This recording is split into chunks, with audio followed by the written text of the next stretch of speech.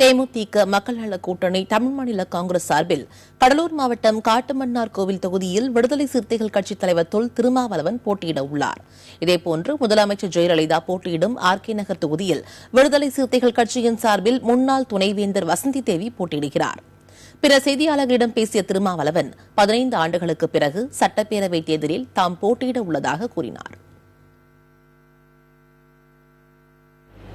RK நகர் தொகுதியில் மனோன்மணியின் சுந்தரனார் பல்கலைக்கழகத்தின் முன்னாள் துணைவேந்தர் மதிப்பிற்குரிய முனைவர் வசந்தி தேவி அவர்கள் வேட்பாளராக போட்டியிடுகிறார்.